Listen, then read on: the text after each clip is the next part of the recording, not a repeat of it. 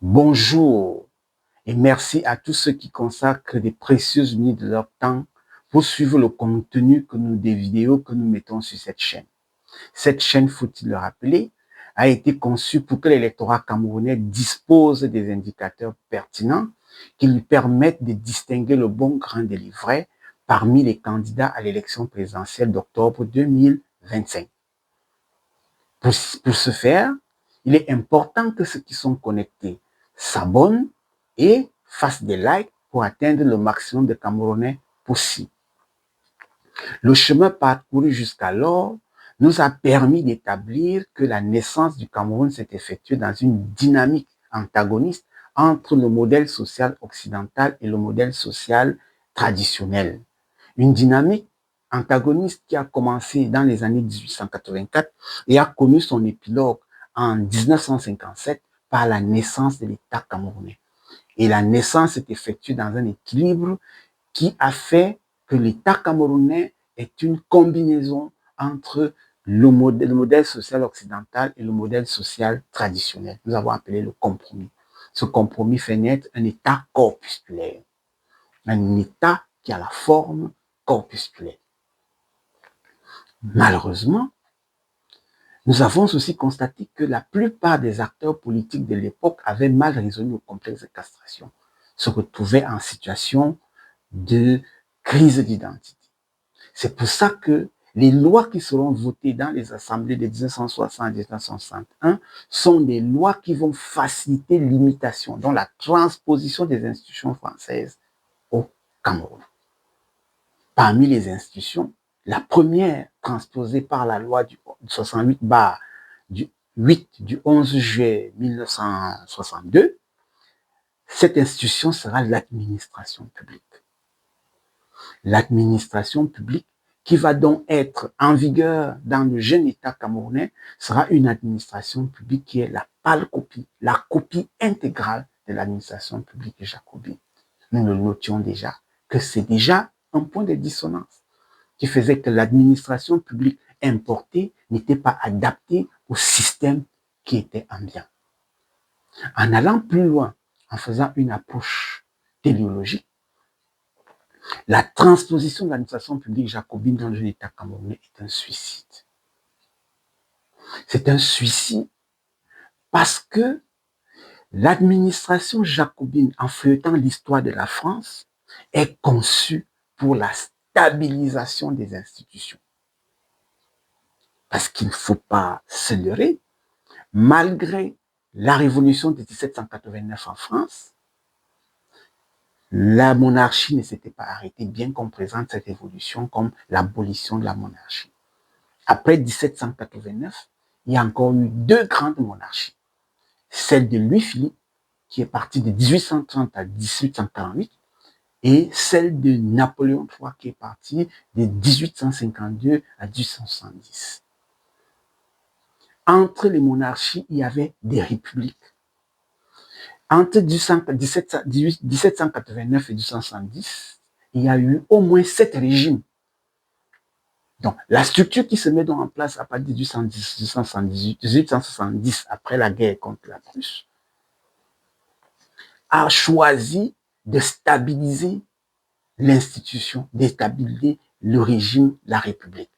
Et pour ce faire, il fallait construire une machine qui permettait de stabiliser la République. C'est dans ce contexte que la machine reçoit des objectifs précis, une finalité précise. Premièrement, il fallait bloquer l'essor industriel et deuxièmement, il fallait bloquer les tensions sociales. L'essor industriel en France, qui se situe entre 1830 et 1870, génère une classe sociale puissante, qui est la classe bourgeoise, qui est capable de contester le pouvoir, donc de déstabiliser un régime. De même, l'évolution de la pensée due au fait que nous sortons du siècle de lumière fait que les libertés amènent les acteurs à contester le système. Donc, ces deux éléments de déstabilisation vont donc être les cibles de la structure qui doit être mise en place pour stabiliser le système. C'est pour ça que la Troisième République va donc concevoir une machine pour stabiliser le système. Et cette machine aura deux principes de stabilisation du système. Le premier principe, ce sera de trouver un fusible entre le pouvoir et le peuple. Il faut donc créer une distinction entre le pouvoir, l'action et la finalité. Il faut distinguer les trois choses pour que le pouvoir soit à l'abri du peuple. Il faut créer une machine qui permet de distinguer le pouvoir, l'action et l'efficacité. C'est clair que cette machine, cette façon de penser est un héritage du machiavélisme. Le machiavélisme qui permet de mobiliser des compétences qui sont chargées de l'action en faveur du prince. De la même façon, le deuxième principe qui va être insufflé à cette machine, ce sera de déconnecter les acteurs, c'est-à-dire les membres, les compétences mobilisées, il faut les déconnecter de l'objet pour les attacher à la forme. Il faut sortir les personnes de l'objet, du capital, pour les attacher à la forme.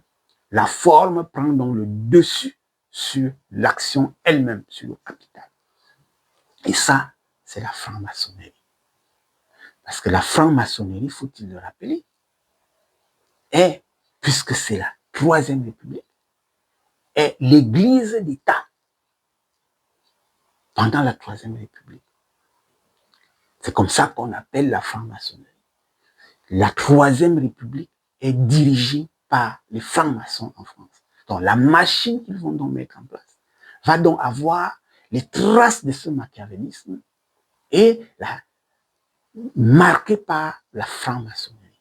C'est pour ça que dans notre ouvrage, qui constitue l'essentiel des vidéos que nous présentons, nous avons appelé l'administration publique camerounaise le modèle machiavélisme franc-maçon. L'administration publique camerounaise a été baptisée machiavélisme franc-maçon, d'où de la combinaison entre ces traces du machiavélisme et les traces de la franc-maçonnerie. Et c'est comme ça que la structure du machiavélisme franc-maçon est claire, elle est maçonnique et le fonctionnement est machiavélique. Nous venons donc de voir quelle est la nature de l'administration publique camerounaise. Dans la prochaine vidéo, nous allons montrer quels sont les éléments précis de la structure maçonnique de l'administration publique camerounaise, en comparant l'environnement maçonnique, les règles de l'environnement maçonnique et les règles de l'administration publique camerounaise. Lorsqu'on a dit cela, est-ce qu'il n'apparaît pas clair que l'administration publique camerounaise doit être un enjeu électoral? Est-ce qu'il n'est pas important pour tout candidat de venir nous dire s'il va garder l'administration publique comme un outil de gestion du pouvoir ou s'il va garder l'administration publique dans sa forme de machiavélisme franc-maçon, donc dans cette forme actuelle. Parce que tous les objectifs visés par les candidats dans leur programme font comme si il n'y a pas d'État sans administration publique. Parce qu'il faut le rappeler, ce n'est que dans les années 1870 que l'administration publique est érigée en institution. Avant l'administration publique, il y avait ce qu'on appelait les charges royales. Il y a ce qu'on a appelé les offices. Pour comprendre ce que ça veut dire, il suffit de regarder comment l'Église catholique, en l'occurrence, est organisée. La paroisse, comment l'évêque fonctionne-t-il dans son diocèse? Il donne des charges, il donne des offices qui sont des paroisses. Et à un moment donné, ces offices ont commencé à être vendus. C'est ce qu'on a appelé la vénalité des offices. En France, c'est Napoléon III, donc dans les années 1870, qui vient mettre fin à la vénalité des offices. Ça veut dire que jusqu'en 1870, en France, il n'y avait pas d'administration. Donc l'administration peut ne pas exister. Est-ce qu'on est donc obligé d'avoir une administration au Cameroun? D'autant plus que l'administration est créée pour stabiliser les institutions. Si l'administration est créée pour stabiliser les institutions, qu'est-ce qui peut donc surprendre que les régimes mettent long? Puisque la première administration en France, le premier régime qui a fait de l'administration cette machine maçonnique, le régime a mis 70 ans. Ayant transposé cette administration en Afrique, au Cameroun, est-ce que ce n'est pas la raison pour laquelle le premier régime a mis 22 ans et le deuxième est en train d'engager la 43e, de terminer la 43e année? Donc, par définition, l'administration publique est antithétique, est opposée à la tenance des régimes. Donc, on peut dire que un candidat qui a pour objectif de garder l'administration publique dans sa forme est un candidat qui prend l'option des régimes longs, donc qui a choisi de venir mettre long au pouvoir. De la même façon, après s'être comporté comme s'il n'y avait pas possibilité de gérer le pouvoir sans administration, on est aussi obligé de se rendre compte que comment peut-on garder dans son programme politique une machine qui a été conçue pour bloquer le développement? L'administration publique, nous venons de le dire, a été conçue pour bloquer l'essor industriel en France. Parce qu'en France, avant la Troisième République, la France se développait par ses ressources propres, par son charbon, par sa métallurgie, par ses transports. Et dès que l'administration est venue et avait pour objectif de bloquer l'émergence des nouvelles classes qui allaient menacer le pouvoir, la France s'est retournée vers la colonisation. C'est pendant la Troisième République que la France tire la plupart de ses revenus de façon implicite dans la colonisation. Par la ruse, par l'exploitation des colonies. Parce qu'il ne faut pas faire émerger en France une structure qui peut menacer et déstabiliser l'État. Donc, par définition, l'administration est faite pour bloquer le développement. Comment un candidat va donc garder dans son programme une structure qui est conçue pour bloquer le développement dans sa forme actuelle? Quelle est la forme que le candidat veut donner à l'administration pour nous dire qu'il est pro-développement? La deuxième chose, c'est que nous avons vu que l'administration est faite pour neutraliser la pensée.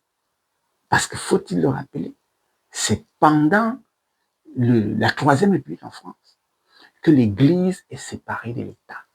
Il ne faut pas quelque chose qui puisse libérer, qui puisse contrôler la pensée en dehors de l'administration.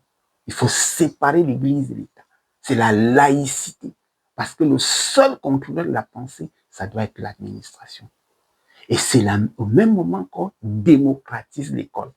On démocratise l'école parce qu'on estime que les inventeurs étaient des gens choisis par un mécanisme que l'administration ne contrôlait pas. Donc, il faut contrôler l'acquisition des savoirs. Il faut contrôler la manifestation des savoirs. C'est pour ça qu'on institue l'école, on institue la démocratisation de l'école. Le diplôme devient un garant de l'intelligence et du savoir. C'est parce qu'on a un diplôme qu'on est intellectuel, même si on ne représente rien dans la discipline dans laquelle on est intellectuel. Les personnes qui sont des inventeurs, qui mobilisent le mouvement industriel, ne sont plus considérées comme des intellectuels. Les personnes qui n'ont pas obéi au canon de l'académie ne sont pas considérés comme intellectuels parce qu'il faut ceux qui sont contrôlés. Il n'échappe à personne qu'à un moment donné, on appelait le doctorat un doctorat d'État. Donc, l'administration se charge de contrôler la pensée. L'administration se charge de dire qui est intelligent et qui ne l'est pas. L'administration se charge de choisir, et c'est pour ça que nous avons l'habitude d'entendre, il n'y a pas de personnes, de personnes importantes, il n'y a pas de personnes qui puissent changer. Bref, de toutes les façons, il est clair que l'administration a décidé des personnes providentielles. On ne veut pas de personnes providentielles. Or, la vie n'est faite que de personnes providentielles. On n'invente pas si on n'est pas providentiel. Et le don d'inventer ne s'apprend pas à l'école. Donc, l'un des inconvénients de l'administration, c'est de bloquer l'invention, de bloquer la pensée, de canaliser la pensée, de contrôler la pensée. Est-ce que on va donc venir nous proposer une structure qui continue de bloquer la pensée? Nous avons vu que l'administration avait pour objectif de séparer le pouvoir, l'action et l'efficacité. Donc, l'administration, parce que c'est pas l'action du terrain, rallonge, crée une structure qui rallonge et qui retarde l'action. J'aime prendre pour ça un exemple comme la justice. Aujourd'hui, dans la procédure pénale, vous passez une durée qui excède parfois 10 ans pour 40 minutes de jugement. Rien que les étapes avant de passer au débat lors d'une procédure judiciaire, toutes les étapes administratives qu'on traverse font que on est obligé à la fin de vous condamner pour temps mis, pour éviter de dire que vous étiez innocent. Parce que l'administration judiciaire a pris le pas sur la justice. L'administration judiciaire fait toutes les étapes pour la justice. C'est dû au fait que l'administration est cette machine qui vient séparer le pouvoir de l'action. L'autre inconvénient qu'il faut bien justifier quand on garde l'administration, c'est de savoir si on va garder cette machine qui sort l'action de son champ. Nous avons, par exemple, en agriculture, les ingénieurs agronomes qui sont intégrés dans l'administration sont dans les bureaux. Ils étudient les dossiers. À quel moment vont-ils enrichir le champ de l'agronomie, la production agricole, des savoirs? Le cas le plus patent, c'est le football. Je crois qu'en parlant de football, on va mieux comprendre. Aujourd'hui, le football se joue dans les salles. Le football se joue dans les bureaux. Quand nous étions jeunes, nous quittions la maison à 5 heures du matin pour aller voir une finale Canon-Lyon au stade omnisport de Yaoundé. On y arrivait à 8 heures pour un match qui commençait à 15 heures. On connaissait par cœur les noms des joueurs du Canon, les noms des joueurs de l'Union. Nous connaissions par cœur les joueurs de l'équipe nationale. Les gens voyageaient pour venir voir les éliminatoires Cameroun-Maroc. C'est Aziz Boudherbala qui nous intéressait. C'est Roger Mila qui nous intéressait. C'était les acteurs. Aujourd'hui, les acteurs du football, c'est le président de Victoria United. C'est le président de l'Africa Foot. C'est le président de quelle commission de ligue de football de professionnels. C'est le ministre de la jeunesse et des sports, le ministre des sports, qui sont des vedettes du football. Le football se joue à Zurich. Le football du Cameroun se joue à Zurich. On est même capable de donner le score du match dans les tribunes, dans les bureaux. Le match finit de se jouer. On va homologuer le match. On peut donner la victoire à celui qui a perdu. Voilà le rôle que l'administration avait de jouer. Sortir l'action de son champ. Est-ce que les candidats qui vont garder l'administration sous cette forme vont être capables de nous dire que eux aussi vont venir garder cette forme, vont sortir. Comment vont-ils faire pour qu'une administration qui est conçue pour sortir l'action du champ puisse continuer à gérer un pays et sortir ce pays du développement? La dernière chose que cette administration fait, c'est le contrôle symbolique avec sa structure maçonnique, où les normes viennent d'un endroit, du détenteur du savoir. Le détenteur du savoir exerce un contrôle symbolique sur les personnes. Comment va-t-on penser qu'on puisse être panafricain avec une administration qui est un bras du contrôle symbolique que l'Occident exerce sur l'Afrique par le système de contrôle de conformité, par le système de normes d'ISO? C'est par ce principe de normes, d'élaboration des normes, que le contrôle symbolique continue de se faire sur l'Afrique. On n'a pas besoin de venir avec des armes. On n'a pas besoin, on fait seulement le contrôle symbolique. Hier, en suivant les informations, je me suis rendu compte que l'Union européenne, sous le couvert de la déforestation, voulait disqualifier le cacao camerounais. Elle dit que comme le cacao camerounais faisait déjà des émules en Afrique, que le cacao coûte 5 000 francs le kilo et que beaucoup de gens se retournaient vers le cacao pour avoir de l'argent. L'Union européenne décide que trop faire le cacao fait la déforestation. On va commencer à recevoir dans l'Union européenne le cacao qui conserve la forêt. Par conséquent, on va limiter l'exploitation et la culture du cacao. Par ce système normatif, par la concentration sur la norme, le développement est impossible parce qu'il y a le contrôle symbolique. Donc, voilà l'ensemble des éléments qui font que tant que l'administration publique reste sous cette forme de contrôle symbolique, il est important de mentionner que tout candidat qui ne pourra pas venir nous expliquer ce qu'il va faire de l'administration publique que nous avons importée, du suicide collectif que nous avons choisi de faire en prenant l'administration publique comme l'élément d'exercice du pouvoir, va être ce candidat qui ne dit pas, ne peut pas être élu. Dans un programme politique où il n'y aura pas l'enjeu de la forme de l'administration, de la forme de l'exercice du pouvoir, de l'alternative de l'exercice du pouvoir par le système administratif. Ce programme ne mérite pas d'avoir la confiance des Camerounais. Un programme qui ne met pas dans son centre la forme de l'administration est un programme démagogique. C'est pourquoi, la prochaine fois, nous allons montrer comment la structure de notre administration a épuisé point par point les éléments de la structure maçonnique pour répondre, elle a été faite pour répondre aux exigences imposées à l'administration par ses concepteurs de la Troisième République en France.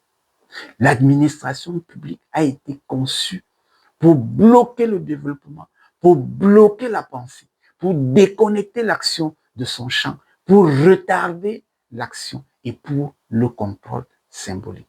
Tant que l'administration publique figure comme ça dans un programme d'un candidat, c'est que ce candidat n'est pas capable de sortir au Cameroun de la situation dans laquelle nous sommes. Je vous remercie.